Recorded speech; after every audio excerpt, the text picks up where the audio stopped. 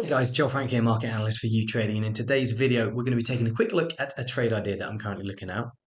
It is to do with gold. This is the spot gold price versus the US dollar, which, as you can see here, has squeezed within familiar ranges around 1970 to 2010, roughly, in the last couple of weeks, but does appear to have formed a bit of an ascending triangle and does look like it's about to be on the verge to breaking to the north of this ascending triangle if it can get above this resistance area around 2010.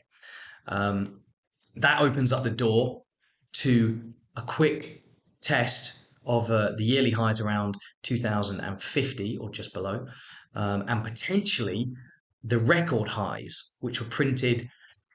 I mean, it's sort of a double high. The highest we actually ever got was in 2020, August 2020. Then we nearly got there again early last year or in March last year.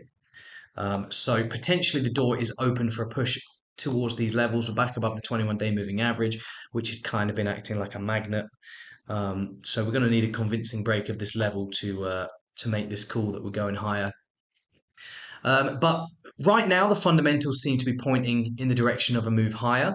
Like if we look at the economic data, ISM manufacturing PMI earlier this week, whilst a little bit better than expected, and with the prices index a little bit higher than expected, it's still below 50. So the US manufacturing sector is still in recession.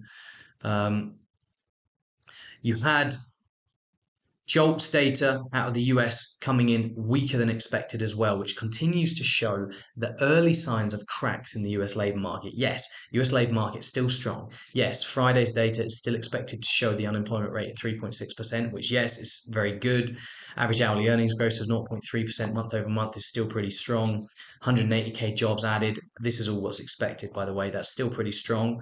But the tide is turning, or that seems to be the case anyway, with the JOLTS indicating that labour demand is falling. And that's the first pillar to fall in a weakening labour market, demand for labour, and then you actually see jobs themselves taking a hit.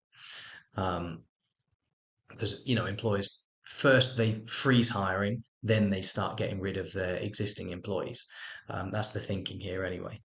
But we've got a lot more important US data coming up this week, like the ISM services PMI, obviously the jobs data on Friday, and then the Fed rate decision as well. They're expected to do a 25 basis point rate hike. We'll probably push back against the idea of rate cuts later this year. But to be honest, the market doesn't believe the Fed's guidance now anyway, so they're probably going to continue ignoring whatever the Fed sort of says really on the outlook for interest rates, and they're going to be looking at the data and asking the question, does the data right now justify the bets that we're making for Fed interest rate cuts by the end of the year? Is the data weakening and heading in the direction of a recession later this year is pretty much the question we're asking. And if the data continues to point towards that potentially being the case, which it has so far this week, then that should weigh on the dollar, weigh on yields. I mean, just for reference, yields are falling today. You can see the 2 years down about nearly 20 basis points, 10-year down as well, nearly 15 basis points. These moves should extend, and that should support gold. That's what I'm thinking anyway. If you guys have been watching my videos, I've been talking for a little while now about how gold had been finding support this trend line, and potentially could be on the verge of a bounce, which it looks to have begun towards the top of. You could maybe draw up this trend line here, or you can maybe draw it up like this. But yeah, looks like the potential is there for gold to go higher. In terms of how would you trade this? Well, I mean, you'd wait for a convincing push higher. This is the way I would do it anyway.